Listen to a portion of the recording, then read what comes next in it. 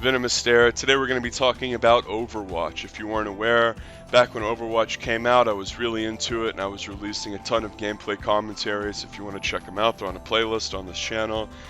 And essentially, Overwatch became an unplayable disaster. And it was deeply flawed at release. It had tons of glaring flaws, many of which made on purpose, by design. It's a feature, not a bug type shit. And it was never fixed and never addressed, and we're going to be talking about the deep flaws of Overwatch 1 because Overwatch 2 is coming out in October, and it's a great time to do a post-mortem on that game. Because you guys remember when StarCraft 2 Wings of Liberty was coming to an end in 2012, 2013, and the beta was out for StarCraft 2 Heart of the Swarm, and there was no interest at all in Wings of Liberty. People, the pro gamers, all switched over to the beta. No one gave a fuck about Wings. Everyone was all in on Legacy, on Heart of the Swarm rather. And it's the same deal here.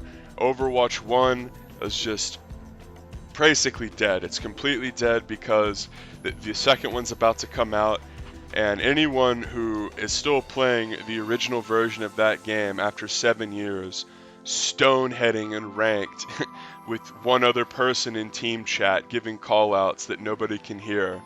Man, I mean, you would just have to have infinite patience or like be one of those boomers who just doesn't know when new games come out. So what made Overwatch 1 flawed?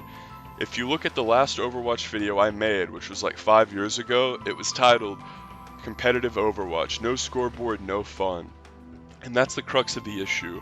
There's no scoreboard in Overwatch. You might be saying, if you haven't played it, well, what do you mean there's no scoreboard? It's a shooting game, right? Like Call of Duty or Counter-Strike. Like when you hit tab, what happens? Like what do you mean there's no scoreboard?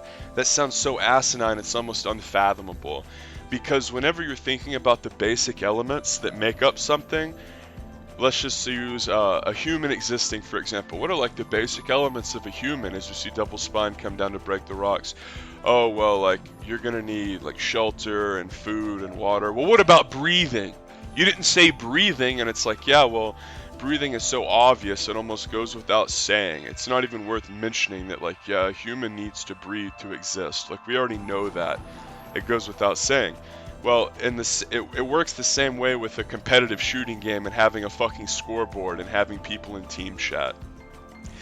We were told for years, oh, this is going to be a competitive esport. Blizzard really wants this to be an esport.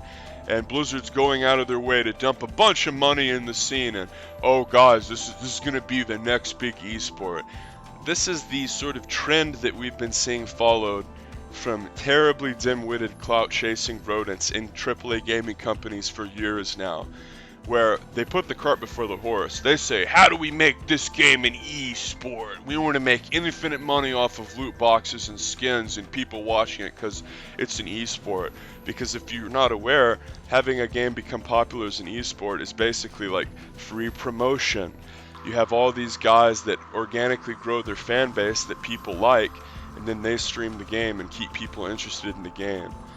If you look at a way that gaming companies think about like promoting a game and keeping the player base around, having a game be an esport or competitively interesting and have a streaming scene is one of the most rock solid ways to keep something entertaining and maintain a player base. If you weren't aware, this is me and my cousin in the bottom left, and these two Terran guys are clanmates. But instead, what Blizzard did was they put the cart before the horse and said, well, they said, well, how are we going to get popular as an esport? What can we do to make the average normie or shit-tier writer from some mainstream publication write one of those insufferable pieces that gets upvoted on Reddit? People are making money playing computer games, and it's wild. Wow, just wow, 45-year-old boomer. Can you believe that people can make money playing games now? I know, it's crazy. Dim Redditor. We finally get the recognition we deserve. A 200-word article in the New York Times. We've made it. See, that's what the idiot who doesn't know anything about esports thinks is like the zenith of a scene. Is it an entertaining game that creates a grassroots scene where thousands of people will come from across the world to attend a LAN? like the Drake meme. Like, no, don't want any of that. A AAA company dumping millions of dollars in an AstroTurf product that no one gives a fuck about? Drizzy, yeah, I want that one. That's what BlizzJoke did.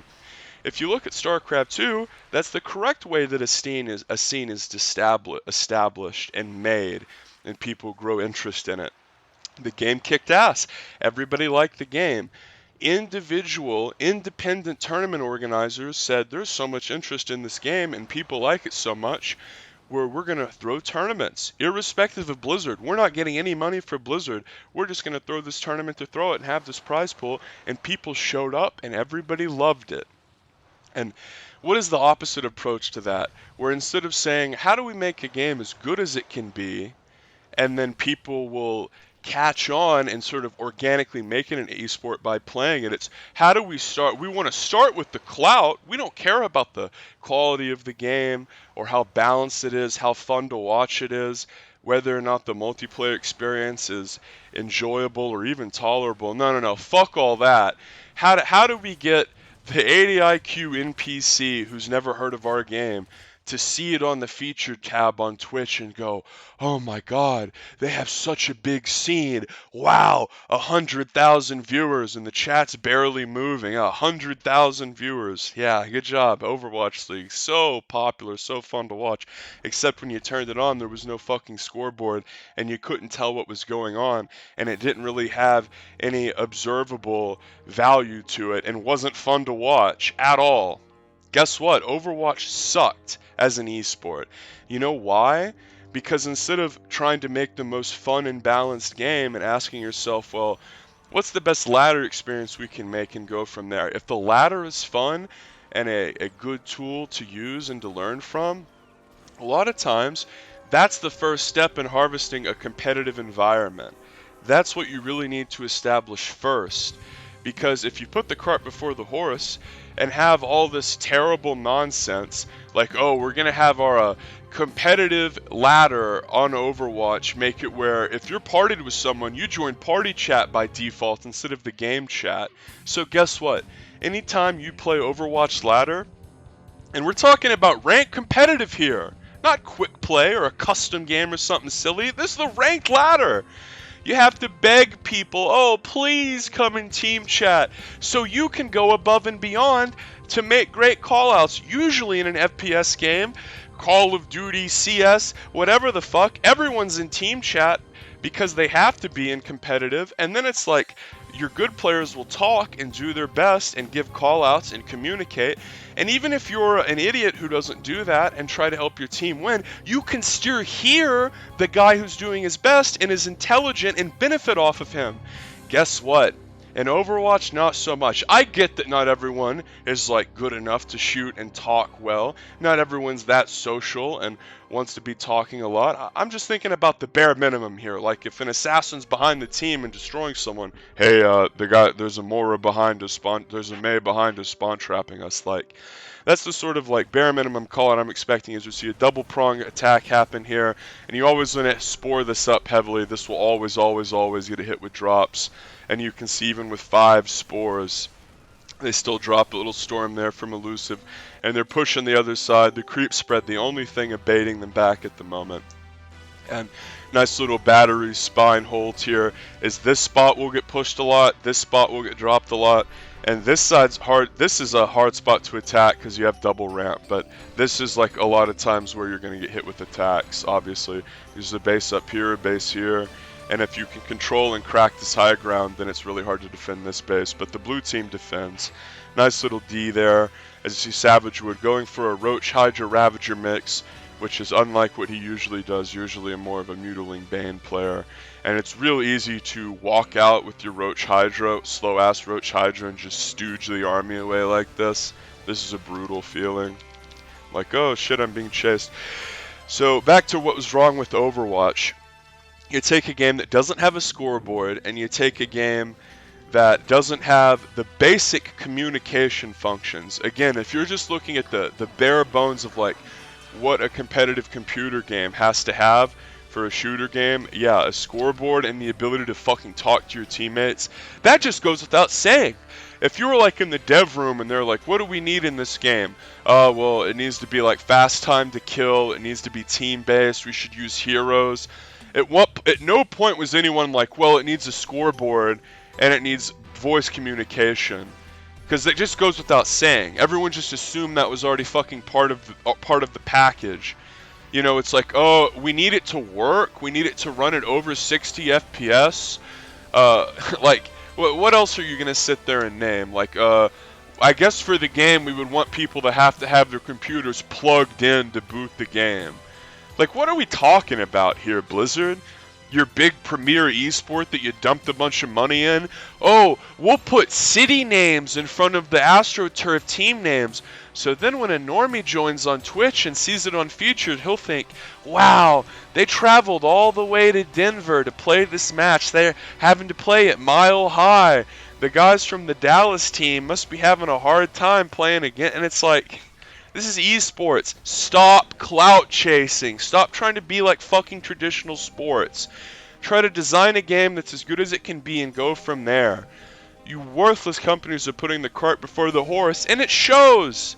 What does Overwatch 2 need? It needs a fucking scoreboard. Which it's announced that it's going to have 7 years later. Yeah, claps for Blizzard. You got a scoreboard. So now when I have an 07 McCree, I can tell him, hey man, maybe you should switch to Soldier or Junkrat. That's more your speed. Because guess what? Taking away the scoreboard was never going to stop toxicity. That doesn't even exist. If a guy's going 07 and he queued for DPS, he's, you know, all the shitter players love the queue for DPS. It's rare that you get a healer player who's just solo losing the game on healer. It's almost always the rodent DPS players, as we're going to jump it back a bit here. And you have these DPS players that ruin the game. They're the ones that hide out of fucking party team chat. They're the ones who bottom frag and aren't held accountable. They're the ones that solo ruin the game. They're the ones that make the queue times fucking insufferable, and you're rewarding them. You're sitting to yourself saying, well, we don't have a scoreboard because then when someone went 07, someone on their team might try to hold them accountable and actually try to win in a competitive game. Oh, the horror! And what do you have now? A deeply unfun, disappointing shit stain of a game where the lowest common denominator, the real toxic people, the guys who fucking ruin the game with cunty behavior, soft griefing, and not trying are rewarded. Those are the guys you're slurping. The guys who give callouts and try and make the community good and make OC. They're the ones sitting in fucking ranked, hit tab and see party chat. 5 people. A party if they're in a party of 2. And they're alone just like, oh, now not only am I never going to be able to get a call out all fucking game in a team-based shooter that's pretty hard to solo carry from. No, see, what I'm going to get is a big dick in the ear. I'm not going to hear shit. And the worthless animal teammates hiding in party chat, sitting in a Discord dick click, not trying at all to win in fucking ranked, those are the people that you're coddling. Those are the people that you're ruining your game for. Those are the people who you thought, well, you know, we don't want someone to be toxic. Yeah, that really stopped toxicity in Overwatch. It's a real friendly game, you know. It just goes to show you can take information away from people, and they're still are able to deduce that something's wrong, and it's still going to make them angry. You can't just lie. I know that's like Blizzard's favorite thing. It's like, oh, we'll just lie. That'll do it. We have a premier esport. Look how many people are watching. Look how much money we dumped in the scene. Dim. Put a scoreboard in the game. Force fucking party chat. It's not hard. These are basic elements that should have been in the game since launch. And the idea that they weren't, it wasn't just a bad decision or a mistake. It really goes to show the ethos and mindset that these companies are at now, where they know it's shit and they intentionally want to make it shit to punish the person who wants to win. And that's why the esport failed. So no one gave a fuck about the Overwatch League. Despite the fact that you had Monte Cristo and Doa and Huck and a shitload of other people, like legends from like the StarCraft and League scene, just trying to get the fuck away from their sinking ships to get onto something better, giving it their all. You had people like me making OC, trying to like help people learn the game and improve. You threw it all away so you could appeal to the guy who wanted to play ranked with no mic and didn't want to hear, yeah, you're 08 on McCree, it's time to play Junkrat. That's why Overwatch 1 failed. That's why, despite the fact that at its core it's a pretty fun game if you play it with the full team, that's why Overwatch 2 is a big fucking patch. Overwatch 2 should have been the first big patch of the game we got in like fucking December of 2015. Instead, thousands of hours and thousands of games wasted just typing in chat. Please come to team chat. I just want a fair shake. I don't expect you to say anything. Just please come in the chat so you can hear my fucking callouts. That's a joke. It's bad enough to play ladder and it not be fun and it be irritating, and you're gonna sit there and make it where purposefully your team can't hear you.